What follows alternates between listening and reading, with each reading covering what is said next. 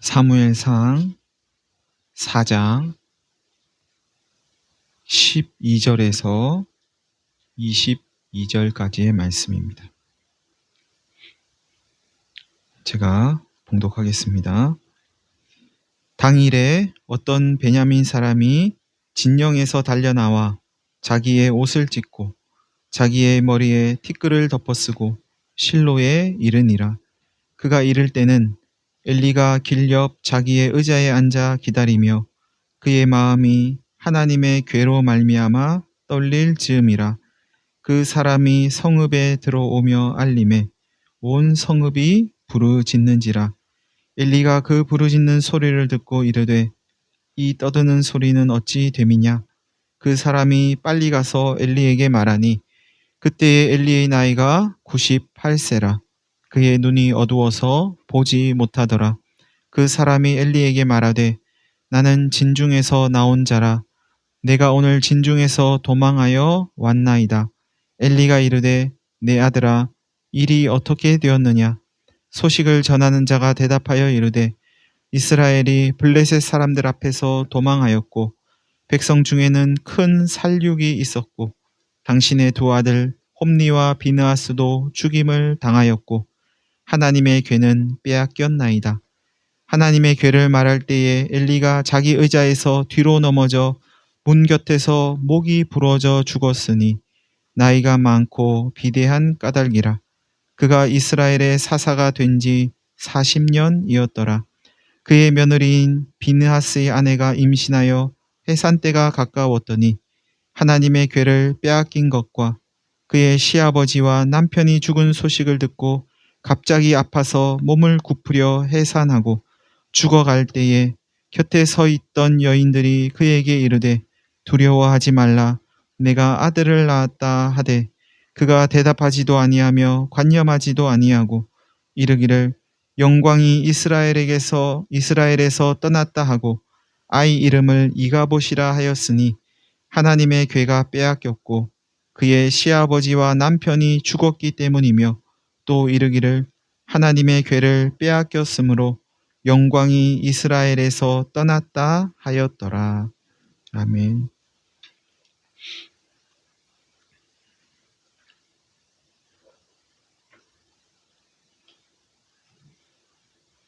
당일에 어떤 베냐민 사람이 진영에서 달려나와서 자기의 옷을 찢고 자기 머리에 티끌을 덮어쓰고 실로에 이르렀다 하면서 오늘 본문이 시작합니다. 이 당일이란 이스라엘이 블레셋과의 전투에서 패배하고 3만 명이 죽임을 당한 가운데 실로에서 가져온 하나님의 언약궤마저 빼앗긴 날, 그날입니다. 옷을 찢고 머리에 티끌을 덮어 쓰는 건 애도하는 행위입니다. 전쟁에서 졌으니까 이스라엘 백성 3만 명이 죽임을 당했으니까 그럴 만도 했겠다 싶지만 그가 이런 행동을 한 데에는 더 큰 이유가 있었습니다. 하나님의 언약궤를 빼앗겼기 때문입니다. 하나님의 언약궤를 실로에서 전장으로 가져오는 것을 곧 하나님을 모셔오는 것이라고 여겼던 그들에게 하나님의 언약궤를 빼앗겼다는 건 하나님을 빼앗긴 것이나 다름없었습니다. 하나님이 이스라엘을 떠나게 되신 거죠. 하나님을 빼앗기고 하나님이 이스라엘을 떠나셨으니 그들은 얼마나 참담했겠습니까? 이에 어떤 베냐민 사람이 자기의 옷을 찢고 자기의 머리에 티끌을 덮어쓰면서 하나님을 잃어버린 이스라엘을 애도하고 있는 겁니다. 계속해서 본문은 이 어떤 베냐민 사람이 실로에 이르렀을 때, 실로는 성막이 있는 곳입니다. 실로에 이르렀을 때 제사장 엘리가 길 옆 자기의 의자에 앉아 있었는데 그의 마음이 하나님의 괴로 말미암아 떨렸다고 말씀합니다. 하나님의 괴를 전쟁터로 가져갔으니까 엘리의 마음이 조마조마했던 거겠죠. 제사장으로서, 대제사장으로서 저 괴 무사히 괴가 돌아와야 할 텐데. 엘리의 마음에는 전쟁에서 이스라엘이 이기는 것보다 어쩌면 이 언약궤가 무사히 돌아오는 것에 엘리의 마음이 더 쓰였는지도 모르겠습니다. 그때 어떤 베냐민 사람이 성읍으로 들어오면서 소식을 알렸는데 그 소식을 들은 온 성읍이 부르짖었답니다. 무슨 소식을 전했기에 온 성읍이 부르짖었을까 싶은데요. 다른 소식이 아니고 전쟁에서 졌습니다. 3만 명이 죽임을 당했습니다. 하나님의 언약궤도 빼앗겼습니다. 하는 소식이었겠죠. 3만 명이 죽임을 당했으니까 온 성읍에 있는 집안이 다 초상이 났다고 봐도 될 것 같습니다. 자기 집에 초상 안 난 집이 없다 생각하면 온 성읍이 울부짖을 소리인 거죠. 3만 명이 죽임을 당했습니다. 엘리가 그 울부짖는 소리를 듣고 이야기합니다. 이 소리가 어찌 된 것인가? 이때 엘리의 나이는 98세였고 눈이 어두워서 잘 보지 못했답니다. 그러자 어떤 베냐민 사람이 엘리에게 달려와서 이런 말을 합니다. 저는 진중에서 왔습니다. 제가 오늘 진중에서 전쟁터에서 도망해 왔습니다. 이스라엘이 블레셋 사람들 앞에서 도망했고 백성 중에 큰 살육이 있었고 제사장님의 두 아들 홈니와 비나스도 죽임을 당했습니다. 하나님의 궤도 빼앗겼습니다. 제사장 엘리는 큰 충격을 받았을 것 같은데요. 이스라엘이 블레셋에게 졌다는 소식보다 자기의 두 아들 홈니와 비나스가 죽었다는 소식보다 하나님의 궤를 빼앗겼다는 소식이 엘리에게는 더 충격이었던 모양입니다. 본문은 하나님의 궤를 말할 때, 하나님의 궤가 빼앗겼다 이 말을 할 때에 엘리가 자기 의자에서 뒤로 넘어졌는데 충격을 받아서 넘어졌겠죠. 넘어졌는데 목이 부러져서 죽었다고 말씀합니다. 인생에 다양한 죽음이 있을 텐데요. 그렇죠? 엘리의 이런 죽음을 이것도 일종의 사고잖아요. 근데 엘리의 이런 죽음을 본문은 그리 좋게 보는 것 같지 않습니다. 사고다 이렇게 이야기하지 않고 엘리의 죽음을 이렇게 이야기합니다. 나이가 많고 비대한 까닭이라. 비대해서 엘리가 죽었다. 비대하다는 게 몸집이 크다는 거잖아요. 비대하다. 근데 단순히 여기서는 몸집이 크다 뭐 이런 뜻이 아니고 둔하다 이런 의미입니다. 여기서 둔하다 하는 건 둔해서 행동이 느리다 뭐 이런 뜻이 아니고 하나님 말씀에 둔하다 이런 의미가 포함되어 있습니다. 결국 성경은 이 엘리의 죽음을 엘리가 하나님 말씀에 둔해서 죽은 결과로 보고 있습니다. 여러분, 성경은 인간의 삶과 죽음을 결정짓는 것이 우리의 삶과 죽음이 어디에 있죠?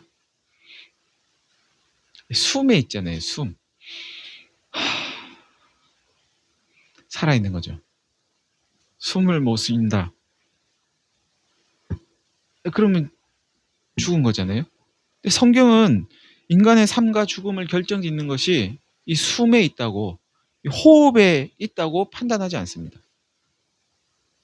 하나님 말씀에 민감하냐 둔하냐로 판단합니다.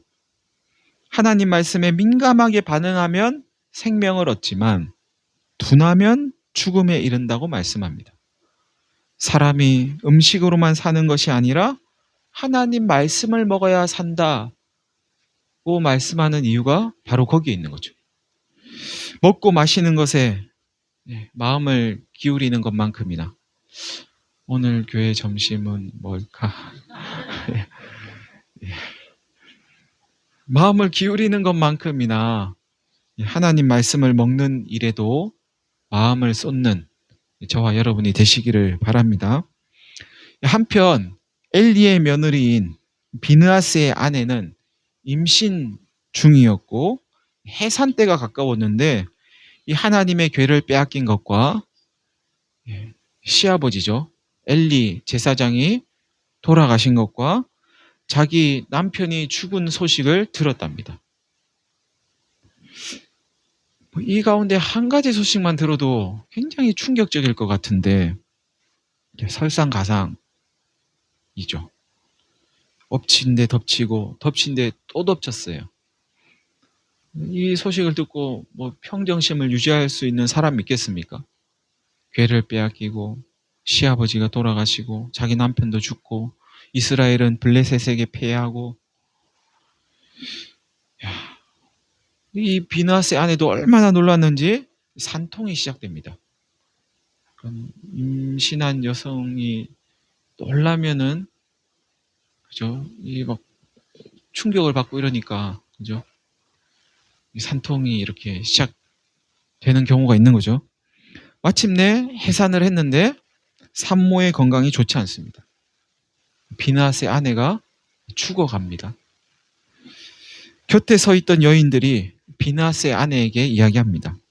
두려워하지 마세요. 당신이 아들을 낳았어요. 아들을 낳으면 두려움이 없는 건지, 그죠? 아무튼 아들을 낳았으니 두려워하지 마세요. 이렇게 말을 합니다.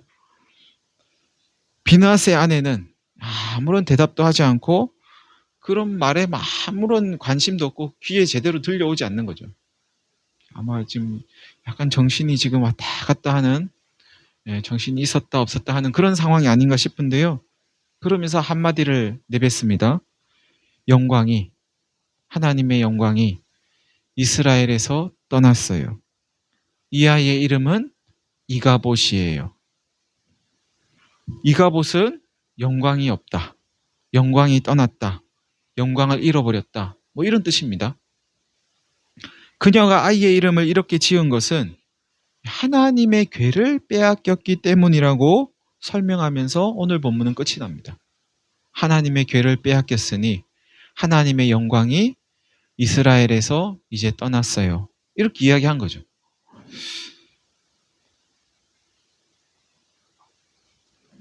여러분, 오늘 본문은 낙심과 절망에 빠진 사람들, 그로 인해 죽음에까지 이른 여러 사람들을 보여주고 있습니다. 자기의 옷을 찢고 머리에 티끌을 덮어쓰고 애도하는 어떤 베냐민 사람. 이스라엘이 졌습니다. 3만 명이 죽임을 당했습니다. 하나님의 궤가 빼앗겼습니다. 하는 소식을 듣고 울부짖는 실로의 사람들. 하나님의 궤가 빼앗겼다는 소식에 충격을 받고 의자에서 넘어져서 목이 부러져 죽은 제사장 엘리. 역시 하나님의 궤가 빼앗겼다는 소식에 산통을 겪다가 해산을 하고 죽어가면서 아이의 이름을 하나님의 영광이 떠났다는 뜻의 이가봇이라고 지은 비느하스의 아내. 이들이 낙심과 절망에 빠져서 죽음에까지 이른 건 한마디로 소망을 잃어버렸기 때문이라고 할 수 있습니다. 절망이 죽음에 이르는 병이라면 이 절망은 소망 없음, 소망 잃음이라고도 할 수 있을 겁니다. 저들이 소망을 잃어버린 이유는 하나님의 언약궤를 잃어버렸기 때문이죠. 하나님의 언약궤를 하나님과 동일시했기 때문입니다. 하나님의 언약궤는 곧 하나님이야. 그 언약궤를 빼앗긴 건 하나님을 빼앗긴 것이야. 이제 하나님은 이스라엘에서 떠났어. 이렇게 여겼기 때문이라는 겁니다. 여러분, 하나님의 언약궤는 하나님과 같지 않지요? 같습니까? 그럼에도 저들은 하나님의 언약궤를 하나님과 동일시했습니다. 그래서 언약궤를 전쟁터로 가져오는 걸 하나님을 모셔오는 것이라고 생각했죠. 그 결과 언약궤 빼앗긴 걸 하나님 빼앗긴 것으로 여기고 하나님이 이스라엘을 떠난 것으로 여겼습니다. 그리고 소망을 잃어버렸습니다. 낙심과 절망에 빠졌고 죽음에 이르렀습니다. 여러분, 하나님의 언약궤가 떠나면 하나님의 영광도 떠난 건가요? 하나님의 언약궤가 빼앗기면 하나님도 빼앗기는 겁니까? 하나님은 이 언약궤 안에 갇혀 계신 분입니까? 혹 여러분은 어떤 것을 하나님과 이렇게 동일시할 때가 있지 않으십니까? 하나님과 동일시하고 있는 어떤 것이 혹 있지 않으세요?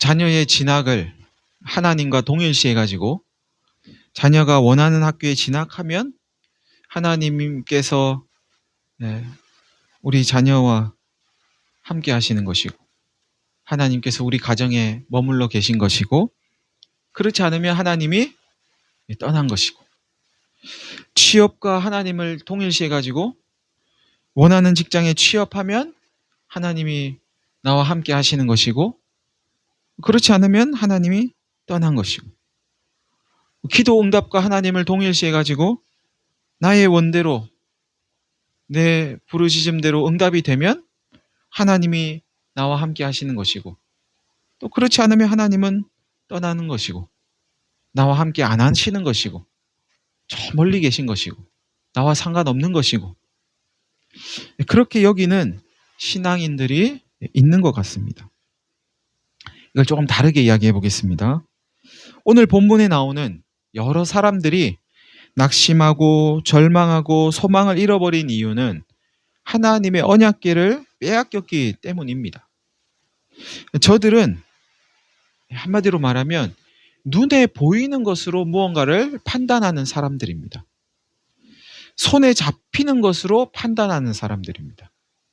내 오감으로 느껴지는 것으로 보이고 잡히고 맛보고 냄새 맡고 뭐 그럴 수 있는 것으로 판단하는 사람들입니다. 그래서 당장 눈앞에 언약궤가 안 보이니까 이 언약궤가 손에 잡히지 않으니까 소망을 잃어버린 겁니다. 바꿔 말하면 저들의 소망은 눈에 보이는 것, 손에 잡히는 것, 오감으로 느껴지는 것에 불과했다는 뜻입니다. 안 보이고 안 잡히고 느껴지지 않으니까 소망을 가질 수가 없었던 거죠. 그런데 여러분, 소망이 과연 그런 걸까요? 여러분에게도 뭔가 소망이 있으세요? 여러분이 가지고 계신 소망은 어떤 겁니까? 보이는 겁니까? 보여서 소망을 갖고 계신가요? 잡으면 잡을 수 있을 것 같아서 그걸 소망하고 계십니까? 소망은 안 보이기 때문에 소망하는 거 아닐까요? 손에 잡히지 않으니까 뭔가를 소망하는 거 아닐까요? 조금만 내가 더 손을 뻗으면 잡을 수 있을 것 같은데 내가 조금만 더 열심히 달려가면 잡을 수 있을 것 같은데 저기 있는데 지금 내 눈앞에 보이는데 그래서 소망합니까? 도무지 느껴지지 않고 가늠이 되지 않을 때 그럴 때 갖는 게 소망 아닙니까? 신약 성경 로마서 8장에 그런 말씀이 있습니다. 우리가 소망으로 구원을 얻었음에 소망을 구원으로 얻었다고 구원을 소망으로 얻었다고 이렇게 표현해요. 보이는 소망이 아니니 보는 것을 누가 바라리요? 만일 우리가 보지 못하는 것을 바라면 참음으로 기다릴지니라. 보이는 소망은 소망이 아니랍니다. 그건 소망이 아니래요. 성경이 말하는 소망은 그런 게 아니래요. 잡을 수 있을 것 같은 소망은 소망이 아니래요. 계산 다 해보고 요거는 내가 이렇게 하면 이제 잡을 수 있을 것 같아. 내가 이제 가질 수 있을 것 같아. 하면서 소망하는 그 어떤 것은 소망이 아니랍니다. 소망은 그런 게 아니래요. 보이지 않아서, 잡을 수 없어서, 아무리 계산해도 될 것 같지 않아서, 그래서 소망하는 거, 그래서 바라는 거, 그게 소망이랍니다. 잡을 수 없을 것 같은데 그래도 포기할 수 없어서, 이거는 꼭 잡아야 되는 것이니까, 보이지 않지만 꼭 봐야 되는 것이니까, 아무리 계산해도 이건 내 손에, 내 안에 들어올 것 같지 않은데 그래도 이건 포기할 수 없는 거니까, 내가 아무리 힘쓰고 노력한다고 구원을 얻을 수 없을 것 같은데 구원을 포기할 수 없으니 구원을 바라고 소망하는 거죠. 그게 소망이랍니다. 이렇게 소망할 수 있는 근거는 하나님 때문입니다. 하나님이 진실로 계시기 때문입니다. 눈에 보이지 않고 손에 잡히지 않고 우리의 오감으로는 경험할 수 없지만 그럼에도 하나님이 분명히 계신다고 믿어지기 때문입니다. 그 하나님이 우리를 사랑하시는 우리의 아버지시라고 믿기 때문이죠. 그러니 소망을 포기할 수 없는 거죠. 그러니 소망하는 거죠. 여러분, 소망을 잃지 않으려면 그 어떤 것도 하나님과 동일시하면 안 됩니다. 하나님과 동일시할 수 있는 건 아무것도 없습니다. 하나님을 대체할 수 있는 건 아무것도 없습니다. 하나님의 언약궤는 하나님이 아닙니다. 예배당은 하나님이 아니죠. 이 성경책은 하나님인가요? 성경책은 하나님입니까? 성경책은 책입니다. 네, 성경책에 기록된 하나님의 말씀이 하나님이지 책은 책입니다. 십자가는 하나님이 아닙니다. 사랑하는 성도 여러분, 언약궤가 빼앗긴 자리에서도 하나님은 일하십니다. 우리가 실패한 자리, 넘어진 자리, 아픔의 자리에서도 하나님은 일하십니다. 하나님이 하시는 일은 우리의 평강과 생명입니다. 하나님의 영광은 떠나지 않았습니다. 하나님은 어떤 때도 우리를 떠나신 적이 없습니다. 우리가 그렇게 생각할 뿐이죠. 어떤 일이 있더라도 하나님을 소망하시는 가운데 참고 기다리면서 이 믿음의 길을 꼿꼿이 걸어가는, 그렇게 소망의 증인으로 살아가시는 저와 여러분이 되시기를 간절히 바랍니다. 이제 성찬식을 하겠습니다.